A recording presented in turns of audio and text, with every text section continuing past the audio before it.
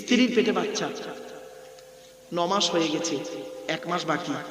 তা ডাক্তারকে দেখাচ্ছে, ডাক্তার বলছে, ও ডাক্তারকে বলছে, স্যার আমার বউয়ের পেটে বাচ্চা, নরমালে না সিজারে? তো ডাক্তার বলল, আল্ট্রাসোনোগ্রাফি করে ব্লাড টেস্ট করে যা দেখলাম তোর বউয়ের পেটের বাচ্চা নরমালে।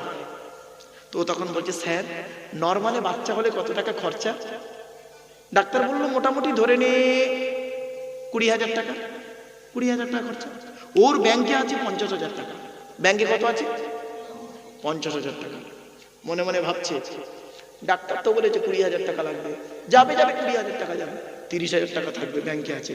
আল্লাহর টাকার দরকার নেই, নামাজ পড়ারও দরকার নেই, ঠিক আছে। ফেরেশতারা বলছে, আল্লাহ কি বলছে দেখো। আল্লাহ বলছে, দাঁড়া, টাইমটা আসুক। হঠাৎ স্ত্রীর প্রসব বেদনা উঠেছে। ও ডাক্তারকে ফোন করেছে, স্যার আমি অমুক পেশেন্টের হাজব্যান্ড বলছি। হাজব্যান্ড বলছি, হ্যাঁ বল বল কি হয়েছে? স্যার আমার স্ত্রীর প্রসব বেদনা উঠেছে, তুই তাড়াতাড়ি আমতলা অমুক একটা নার্সিং হোমে নিয়ে চলে আয়। ও করলো কি, তাড়াতাড়ি একটা গাড়ি করে নিয়ে নার্সিং হোমে চলে গেল। ডাক্তার করলো কি রাত 12টা, তখন রাত 12টা বাজে, শীতকাল। ও ডাক্তার করলো কি, ছুটে এসে ঘুম থেকে উঠে এসে একদম সোজা এর সামনে চলে গেল, নার্সিং হোমে চলে গেল। ও বউকে নিয়ে গেল, ডাক্তার ড্রেস পরে মাস্ক লাগিয়ে সঙ্গে সঙ্গে ওর বউটাকে নিয়ে করলো কি, ওটিতে ঢুকে গেল, অপারেশন থিয়েটারে ঢুকে গেল। লাইট জ্বলছে, লাল লাইটটা, সামনে একটা বেঞ্চি পাতা আছে, বেঞ্চ, ও বেঞ্চিতে বসে আছে। আচ্ছা বলুন, বেঞ্চিতে বসে বসে ও কি করে বলুন? বলুন আপনারা, ও বেঞ্চিতে বসে বসে কি করে? গান করে? খালি এই করবে, দেখুন,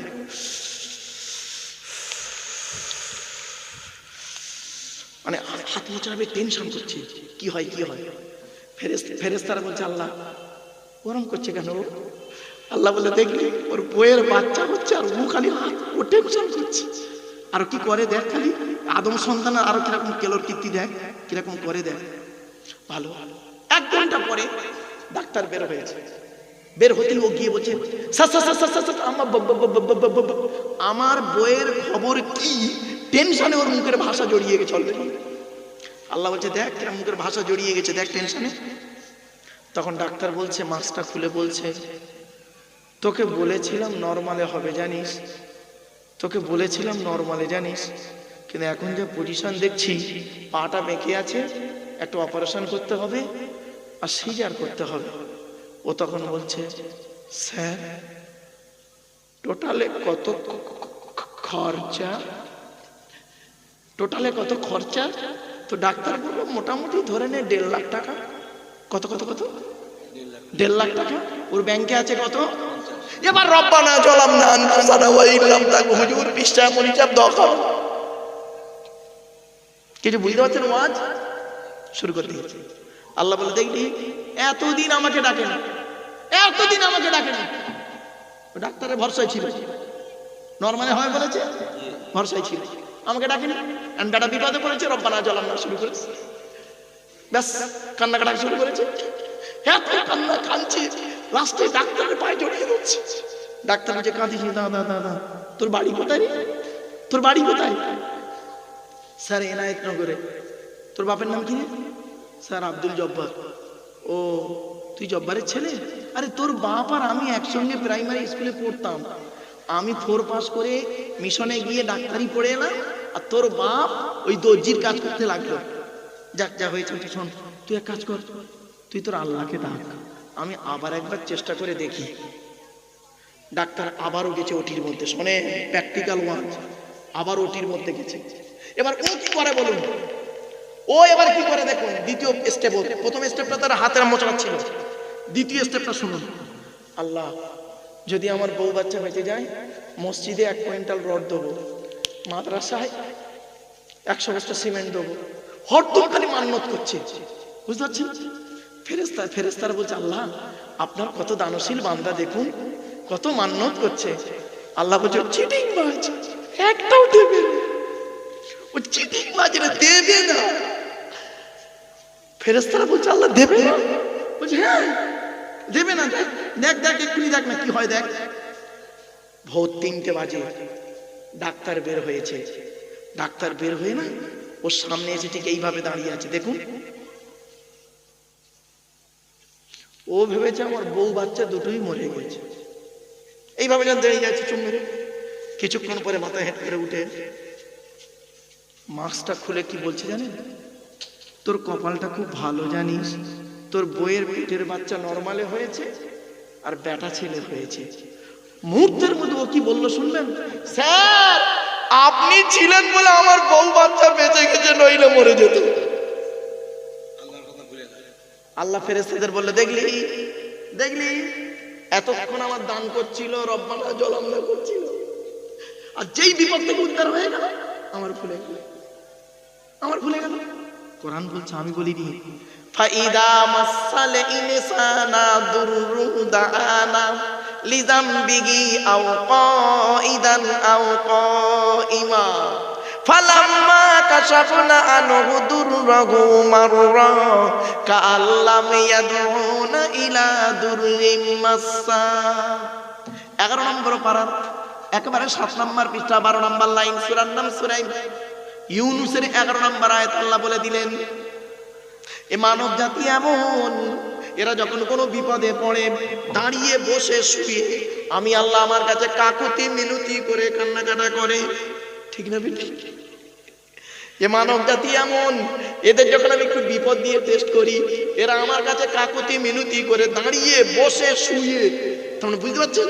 দাঁড়িয়ে বসে শুয়ে, আল্লাহ বলছে কোরআনে, দাঁড়িয়ে বসে শুয়ে কাকুতি মিনতি করে কান্নাকাটা করে, আর যেই ওর বিপদ থেকে উদ্ধার করে দিই এমন ভাবে বাইরে বাজারে বুক ফুলিয়ে চলে, ওর যেন কোনো বিপদই হয়নি। আমার বাপের অনুরোধ করে শুনে নিন, তাই আল্লাহর কোরআন জানিয়ে দিল, 1 নাম্বার হলো মান আমানা বিল্লাহ, 100% আল্লাহকে আপনি বিশ্বাস করুন। আল্লাহর নবী কি করতেন শুনে নিন, খেতে গেলে আল্লাহর নাম, খেতে গেলে আল্লাহর নাম, শুতে গেলে আল্লাহর নাম। এই জন্য আল্লাহ রাসূল বলতেন, কুল্লু আমরিন জিবাদিন লাম ইউবদা বিসমিল্লাহির রহমানির রহিম ফাহুয়া আফতার। আল্লাহর নবী বলেছেন, প্রত্যেকটা কাজ যখন শুরু করবে বিসমিল্লাহ দিয়ে শুরু করবে। বিসমিল্লাহ ছাড়া কোনো কাজ যদি করেছো ওটা হবে লেজ কাটা, হতে কোনো বরকত হবে না। এজন্য আল্লাহর নবী করতেন কি, খেতে গেলে আল্লাহর নাম, খাবার শুরু করতেন আল্লাহর নাম, খাবার শেষ করতেন আল্লাহর নাম, ঘুমানোর আগে আল্লাহর নাম, ঘুম থেকে উঠলে আল্লাহর নাম, মসজিদে ঢুকলে আল্লাহর নাম, মসজিদ থেকে বেরোলে আল্লাহর নাম, পায়খানায় গেলে আল্লাহর নাম, বেরোলে আল্লাহর নাম, বাজারে গেলে আল্লাহর নাম, ফিরে আসলে আল্লাহর নাম, যুদ্ধের ময়দানে গেলে আল্লাহর নাম, যুদ্ধ থেকে ফিরে এনে আল্লাহর নাম। আল্লাহ নিজেই বলেছেন, ওয়াহু আইনা মা কুনতু, বান্দা কোথায় যাবি আমি আল্লাহ সেখানেই রয়েছি। অতএব তুই যা কাজ করবি পৃথিবীর কোনো ব্যক্তি বস্তুর উপরে ভরসা করবি না। প্রিয় জলসা কমিটি অনুরোধ করে বলে যাচ্ছি, জলসা যখন দেবেন কারোর উপরে ভরসা করে দেবার দরকার নাই। আল্লাহ নিজেই বলেছেন কার উপরে ভরসা করবে, ইজা আযামতা ফাতাওয়াক্কাল আলাল্লাহ ইন্নাল্লাহা ইউহিব্বুল মুতাওয়াক্কিলিন। 4 নম্বর পারা 10 নম্বর পৃষ্ঠা 3-4 নম্বর লাইন, সূরার নাম সূরা আল ইমরান। কোরআন জানিয়ে দিয়েছে, কোরআন জানিয়ে দিয়েছে, ইজা আযামতা ফাতাওয়াক্কাল আলাল্লাহ, বান্দা তুই যখন কোনো কাজ করতে যাবি পৃথিবীর কোনো ব্যক্তি বস্তুর উপরে ভরসা করে কাজে নামবি না। একমাত্র বান্দা তুই আল্লাহর উপরে ভরসা করে কাজে নামবি। যারা আল্লাহর উপরে ভরসা করে কোনো কাজে নামে আমি আল্লাহ তাদের অত্যন্ত ভালোবাসি। আচ্ছা, ভরসা কাকে বলে একটা উদাহরণ দেবো? ভরসা কাকে বলে? এই দেখেন, মনে রাখবেন, আমার বক্তব্যের মধ্যে উদাহরণগুলো ফলো করবেন। ভরসা কাকে বলে দেখুন, একটাই রাস্তা। কটা রাস্তা? একটাই রাস্তা ছিল, দুটো দল গেল। প্রথম দলটা পার হয়ে গেল আর দ্বিতীয় দলটা ডুবে মরে গেল।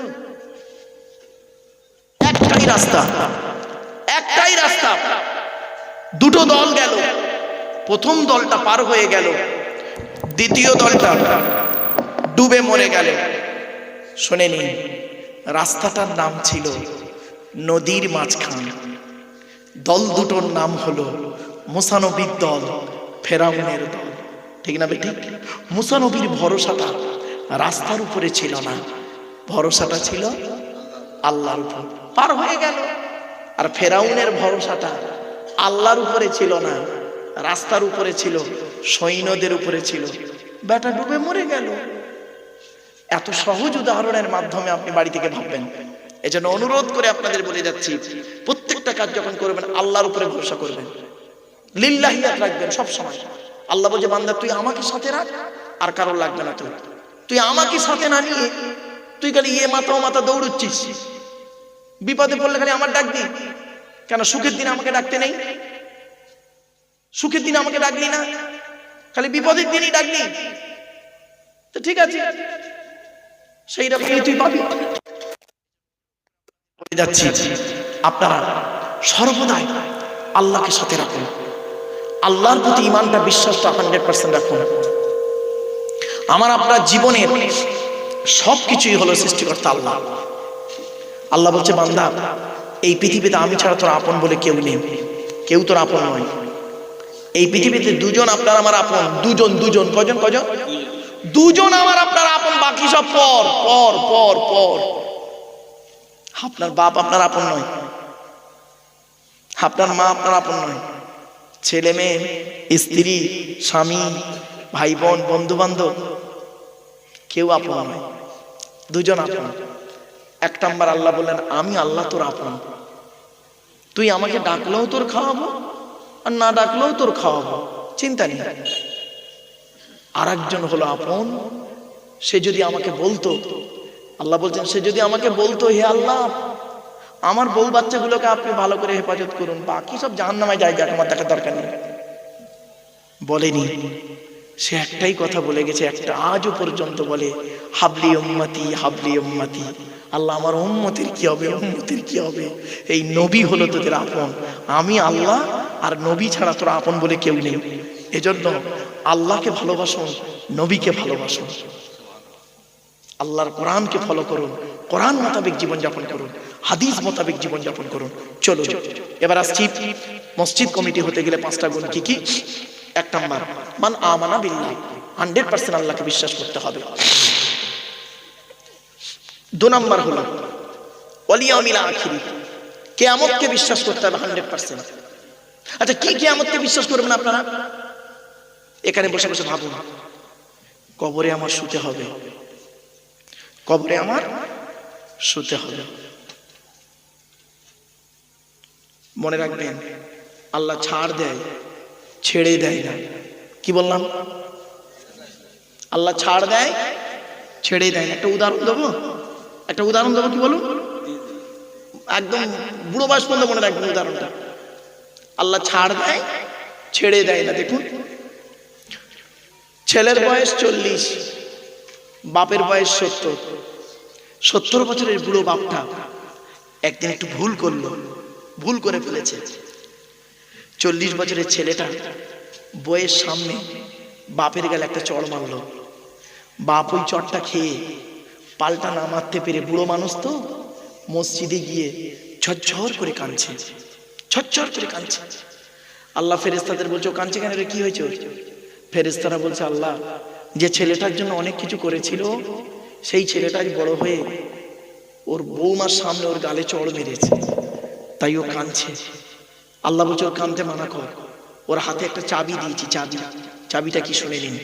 আল্লাহর নবী বলেছেন 3 ব্যক্তির দোয়া আল্লাহর দরবারে কবুল হয়, কোনো মিস যায় না। 1 নাম্বার হলো দাওয়াতুল মাজলুম, অত্যাচারকৃত মানুষের দোয়া আল্লাহর দরবারে কবুল হয়, কোনো মিস যায় না। 2 নাম্বার হলো দাওয়াতুল মুসাফিরের দোয়া আল্লাহ কবুল করেন, কোনো মিস হয় না।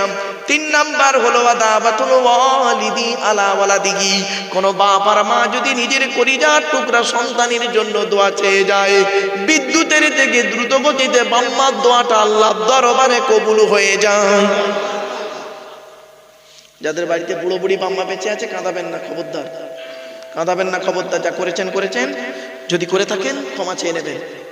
চলো লোকটা কাঁদছে বসে বসে, তো ভালো, অনেকক্ষণ কাঁদার পরে মসজিদ থেকে বের হয়ে এসছে। কি আর করবে, ছেলে মেরেছে বৌমার সামনে, মানের জেতের খাতিরে কি করবে? কারোর কাছে তো যাওয়ার রাস্তা নেই, বাড়িতে আসছে। 4 মাস পর লোকটা স্ট্রোক করে মারা গেছে। 4 মাস পরে লোকটা স্ট্রোক করে মারা গেছে। ছেলে করলো কি, জানাজা পড়িয়ে মাটি দিয়ে চলে এলো। 1 বছর 2 বছর খেয়াল রাখলো, বাপের কথা ভুলে গেল, ব্যাস হয়ে গেল।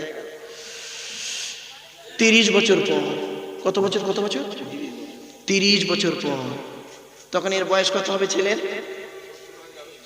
70। এ 70 বছরের বুড়ো 6 বার হজ করেছে, 12 বার উমরা করেছে। বুঝতে পারছেন? 6 বার হজ করেছে, 12 বার উমরা করেছে। 4টে ছেলে। ছোট ছেলেটা না একটু টেটিয়া টাইপের। হঠাৎ একদিন ছোট ছেলের সঙ্গে হাজী সাহেব তর্ক করতে করতে কি একটা হয়েছে, আর ছোট ছেলের বইয়ের সামনে ছোট ছেলে করেছে কি হাজী সাহেবের ঠাস ঠাস করে এগালে একটা দিয়ে দিয়েছে। যেই চড় মেরে দিয়েছে না, দুটো গালে দুটো চড় মেরেছে না, মারতেই অমনি আঘাত লেগেছে। সোজা ওযু করে মসজিদে গিয়ে নামাজের পাটিতে বসে আল্লাহর কাছে হাত তুলে কাঁদছে, রব্বানা জালামনা, আল্লাহ আমারে আমার ছেলে মেরেছে, আমি আপনার কাবাঘর তওয়াফ করেছি, আপনার কাবাঘর তওয়াফ করেছি, হজরে আসওয়াদে চুমা দিয়েছি, নবীর রওজা মোবারকে জিয়ারত করেছি, সাফা মারওয়া দৌড় করেছি, 6 বার হজ করেছি, 12 বার উমরা করেছি। আল্লাহ আমার ছোট ছেলে বউয়ের সামনে আমাকে মারলো, আল্লাহ তুমি এর বিচার করো। আল্লাহ ফেরেশতাদের বলছে ওকে বলে দে আমি বিচার করে দিলাম। 30 বছর আগে তুই তোর বাপের গালে একটা চড় মেরেছিলিস, ওটাকে আমি তুলে রেখেছিলাম, আজ সেটা 2টো চড় মেরে রিটার্ন দিলাম। আমি আল্লাহ ছাড় দিই, ছেড়ে দিই না। বাড়ি থেকে ভাবতে হবে, প্রত্যেকটা কথার ভিতরে একটা লজিক থাকবে। চলো না গিয়ে যাই। এখানে বসে বসে একটু ভাবুন বাপেরা, চোখ দুটো বন্ধ হয়ে গেলে সব শেষ। কবর কাউকে ছাড়বে না, কবর কাউকে ছাড়বে না। আর বাপের কবরটাকে, মায়ের কবরটাকে আপনারা করবেন কি জানেন? একটু পরিষ্কার পরিচ্ছন্ন রাখবেন। জানি না আপনাদের এখানে কবরস্থানগুলো কেমন, জঙ্গল টঙ্গল করে রেখেছেন, কিন্তু আল্লাহ পাক ভালো জানে। তবে আমি আমার বাম্মার কবরটা কিভাবে করে রেখেছি, কোনোদিন যদি যান গরিবের বাড়িতে একটু দেখে আসবেন, দেখে আসবেন। আমি আমার বাপ আর মায়ের কবর পাশাপাশি দিয়েছি। আর বাম্মার কবরটাকে প্রতিদিন যখন আমি জলসায় বেরোই, আব্বা আমার কবর জিয়ারত করেই বেরোই। মনে রাখবেন, আল্লাহর নবীদের পরই স্থান হলো বাপ আর মায়ের। জোরে বলুন। এই কোরআনের দলিল, আমার কথা নয়। নবীর কাছে একজন ব্যক্তি এসেছেন জানেন, লোকটার নাম হলো, সাহাবীটার নাম হলো আমর জামু। কি বললাম বাবা? আমর জামু রাদিয়াল্লাহু তাআলা আনহু। প্রচুর টাকার মালিক, প্রচুর টাকার মালিক। নবীজির কাছে আসছেন। তো উনি যখন আসছেন, নবীজি মসজিদে নববীতে বসে আছে, পাশে আবু বকর, ওমর, উসমান, আলী আছে। আবু বকর বলছেন, আবু বকর সিদ্দিক রাদিয়াল্লাহু তাআলা বলছেন, ইয়া রাসূলুল্লাহ, এলাকার সবথেকে ধনী লোকটা আসছে। নবীজি বলছেন, তাই না?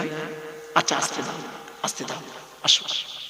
এলো, আসার পরে এসে বলল, আসসালামু আলাইকুম। ওয়া আলাইকুম আসসালাম। নবীজি বললেন, তাফাদ্দাল ইজলিস ফি হাযাল মাকান, বসো বসো। বসলো। কিছু একটা প্রশ্ন করবে নবীকে, কিছু একটা প্রশ্ন করবে নবীকে, বুঝলেন? শুনে নিন প্লিজ, অ্যাটেনশন। নবীকে কিছু একটা প্রশ্ন করবে। নবীজি একটু অনুমান করতে পেরেছে, বুঝতে পেরেছেন। নবী হচ্ছে, আমর জামু, তুমি কিছু বলবে, কিছু বলবে? তো তখন আমর জামু রাদিয়াল্লাহু তাআলা আনহু বলছেন, ইয়া রাসূলুল্লাহ, একটা প্রশ্নের উত্তর জানতে এসেছিলাম। বলছে, কি?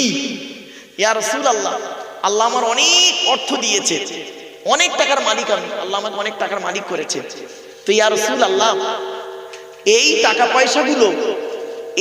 পয়সাগুলো কোথায় ব্যয় করলে আল্লাহ খুশি হবেন, সেটা যদি একটু বলে দিতেন, তাহলে আমি মরণের আগে টাকা পয়সাগুলো সেইখানেই ব্যয় করে চলে যেতাম।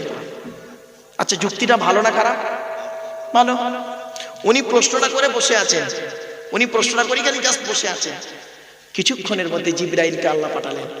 ওনাকে কেন্দ্র করে কোরআনের এই আয়াতটা নাজিল হয়েছে। শুনুন, চমকে যাবেন।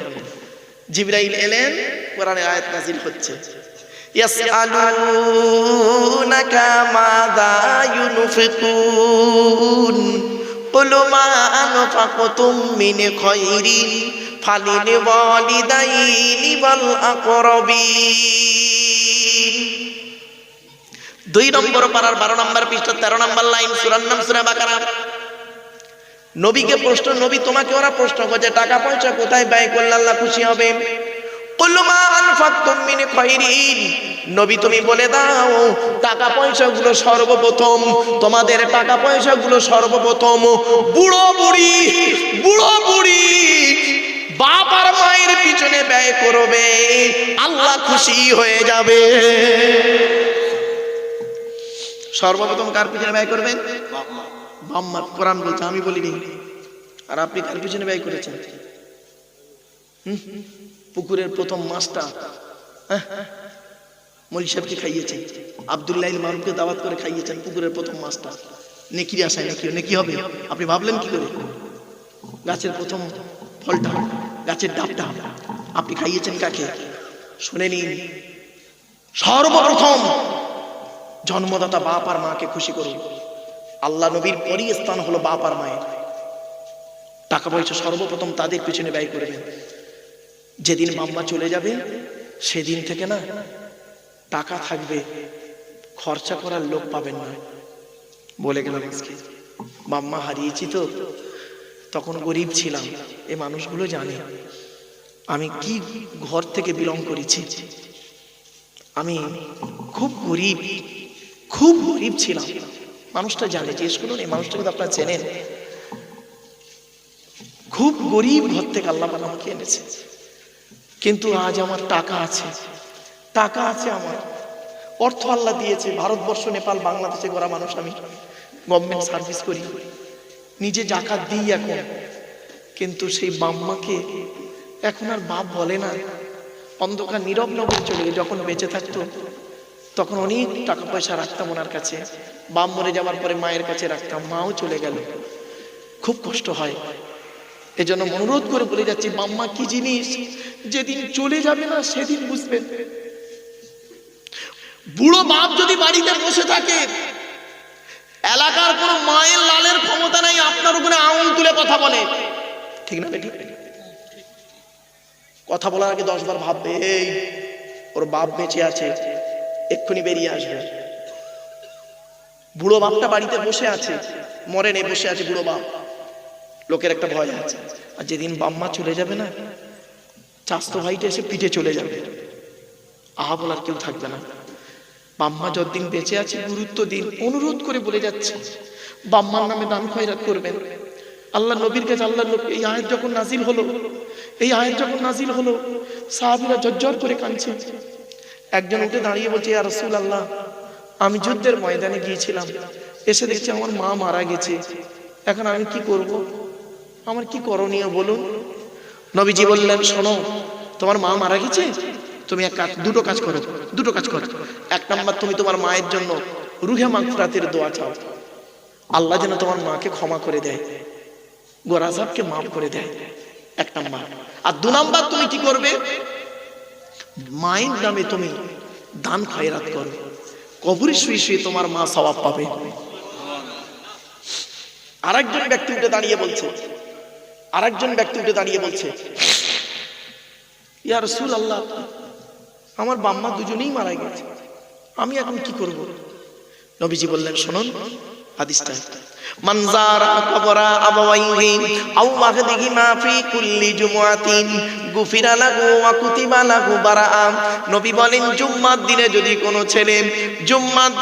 কোনো ছেলে বাপ আর মায়ের কবরটা একবার জিয়ারত করে, ওই ছেলের দোয়ার ওসিলায় বাম্মার কবরটাকে আল্লাহ পাক আলোয় আলোকিত করে দেয়। বাপের কবর জিয়ারত করতে পারেন না শুক্রবারে? মনে রাখবেন, আপনি আপনার বাম্মার কবর জিয়ারত না করলে আপনি আশা করেন কি করে আপনার ছেলে আপনার কবর জিয়ারত করবে? আশা করেন কি করে? শুনবেন, একটা উদাহরণ দিচ্ছি, রাগ করবেন না। তবে দেশটার নাম জিজ্ঞাসা করবেন না আমাকে, দেশটার নাম জিজ্ঞাসা করবেন না। কোন এক দেশের, দেশটার নাম বলবো না, অসুবিধা আছে। কোন এক দেশের সুপ্রিম কোর্টের প্রধান বিচারপতি, কোন এক দেশের সুপ্রিম কোর্টের প্রধান বিচারপতি বাপ মারা গেছে, জানাজা হয়ে গেছে, বিচারপতি খাটের পাশে দাঁড়িয়ে মাথা হেঁট করে ঝরঝর করে কাঁদছে। অফিসাররা মনে করেছেন যে বাপ মারা গেছে বলে কাঁদছে। তখন একজন অফিসার এসে বলছে, স্যার প্লিজ, বাম্মা তো আর সারা জীবন থাকে না, মৃত্যু তো হবেই একদিন, চলুন আমরা দাফন করব, মানে মাটি দেবো, জানাজা হয়ে গেছে। বিচারপতি কি বলছেন জানেন? শুনলে চমকে যাবেন। দেখুন, মাথা হেঁট করে কিছুক্ষণ পরে মাথা তুলে দুটো চোখ থেকে পানি পড়ছে আর বলছে, আমি একজন বেকার ছেলে। উনি বলছেন আমি একজন বেকার। বলছে কেন স্যার? বলছে আমি এজন্যই বেকার জানো, যে বাপ আমাকে লেখাপড়া শেখালো, আজ আমি সুপ্রিম কোর্টের বিচারপতি। আমার কলমের মাধ্যমে কত মানুষের ফাঁসি হয়েছে, আমার কলমের মাধ্যমে কত মানুষ আজাদ হয়ে গেছে, আমার কলমের মাধ্যমে কত কিনা হয়েছে। কিন্তু যে বাপ আমার জন্য এত কিছু করলো, সেই বাপ মরে গেছে, তার জানাজাটুকু পড়াবার যোগ্যতাই আমার নেই। বাপের জানাজাটুকু, জানাজার নামাজ তো শেষ কাজ তো ওইটাই, জানাজাটুকু পড়াবার যোগ্যতা আমি অর্জন করতে পারিনি।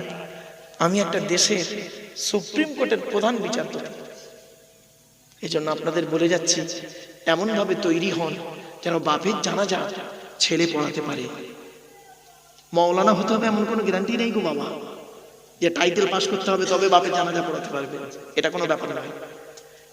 শরীয়ত সম্মত সব জ্ঞান আপনাকে রাখতে হবে। জানাজা পড়ানোর যে সমস্ত নিয়ম কানুন গুলো কোরআন হাদিস মোতাবেক, সেগুলো আপনাকে জেনে রাখতে হবে। আপনি আপনার বাপের জানাজা যেন পড়াতে পারেন। এজন্য অনুরোধ করে বলে যাচ্ছি, যদি মা বোনেরা যারা শুনছেন, মায়েরা বোনেরা, পেট থেকে যদি একটা বাচ্চা হয়, একটা বাচ্চা যদি হয়, মনে রাখবেন ওটাকে কোরআনে হাফেজ করাবেন, কোরআনে হাফেজ করাবেন। শুনে নিন, কয়েকটা শ্রেণীর লোক, কয়েক শ্রেণীর মানুষের দেহ মাটি খেতে পারে না, পচে না, টাটকা থাকে। এক নাম্বার, নবীদের দেহ মোবারক মাটি খেতে পারে না, টাটকা থাকে। দু নাম্বার, শহীদানদের দেহ মোবারক মাটি খেতে পারে না, টাটকা থাকে। তিন নাম্বার, মোকাম্মাল কোরআনী হাফেজের দেহ মাটি খেতে পারে না, টাটকা থাকে। চার নাম্বার, হাক্কানি আলেমের দেহ মাটি খেতে পারে না, টাটকা থাকে। পাঁচ নাম্বার, মুয়াজ্জিনের দেহ, 12 বছর যদি কেউ নিঃশর্তভাবে আযান দেয়, ওই দেহ মাটি খেতে পারে না, টাটকা থাকে। আমরা তো তাহলে সব বেকার। 6 নাম্বার একটা লাইন আছে, বলবো বলবো 6 নাম্বারটা কি? হালাল খানেওয়ালা মানুষের দেহ মোবারক মাটি খেতে পারে না। হালাল খাবার তো খেতে পারবে ইনশাআল্লাহ, এইটুকুই খাবে, এইটুকু বাড়ি থেকে ভাবতে হবে। চলো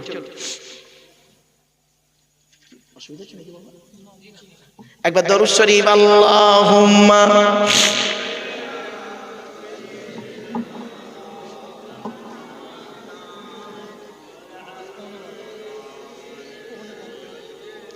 দু ঘন্টা হয়ে গেল, 2 ঘন্টা হয়ে গেছে এক্ষুনি। অসুবিধা হচ্ছে? আর একটু হবে না? বন্ধ করে দেবো? আর একটু হবে? আমার বাপেরা চলো, এতক্ষণ আমরা আলোচনা করছি আল্লাহ।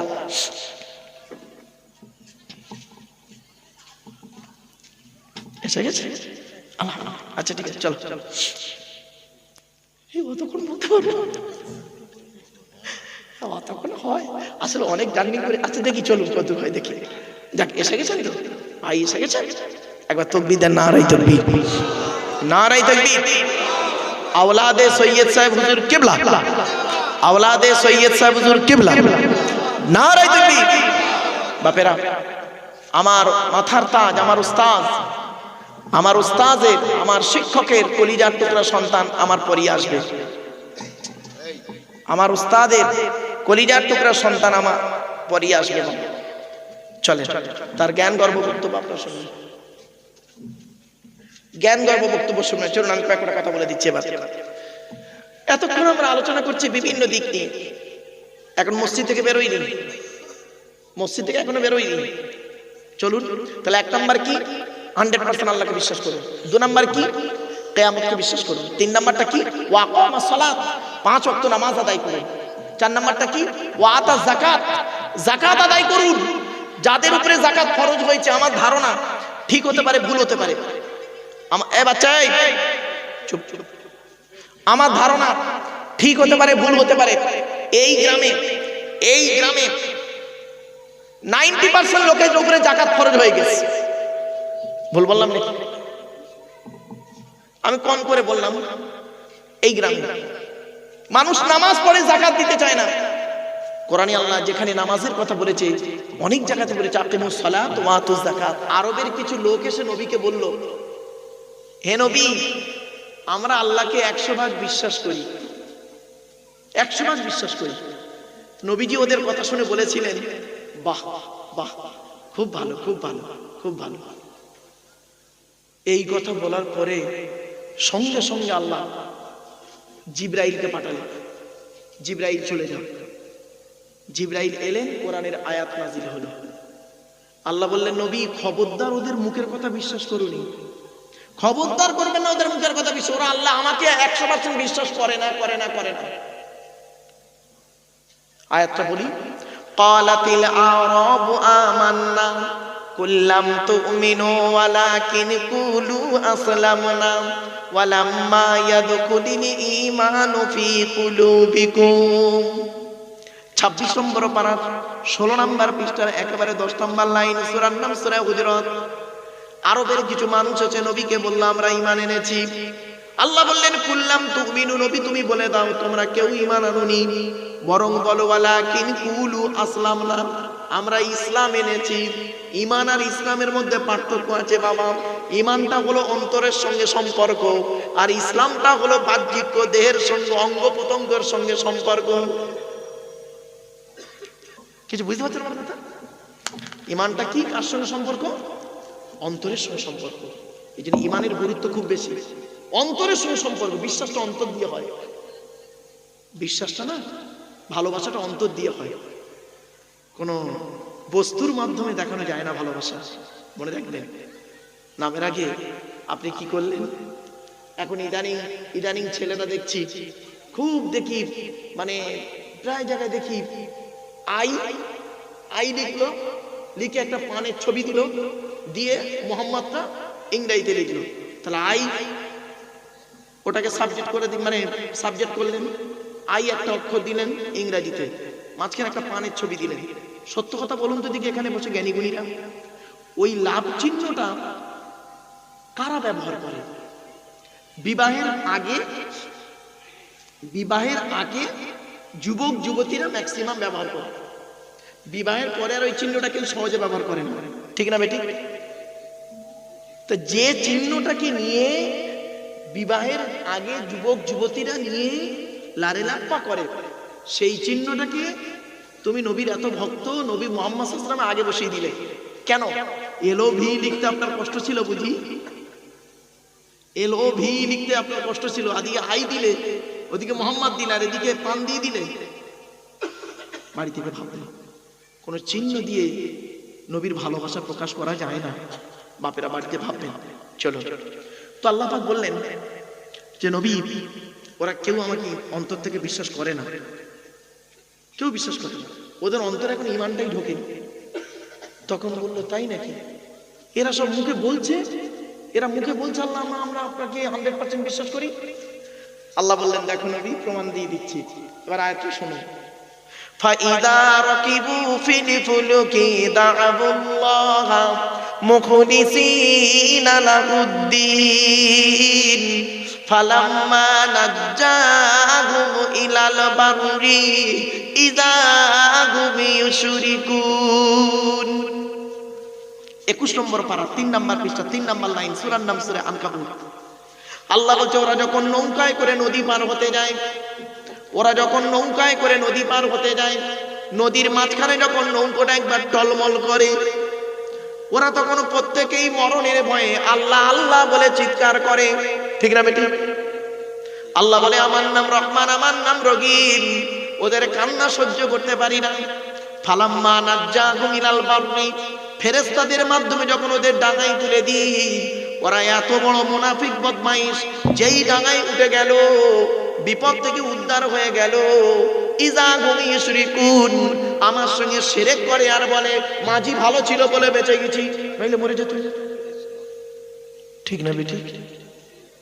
তখন মাঝির দোষ গুণগান করলেন। একটা সহজ উদাহরণ, বাস্তব সহজ উদাহরণটা দেখুন।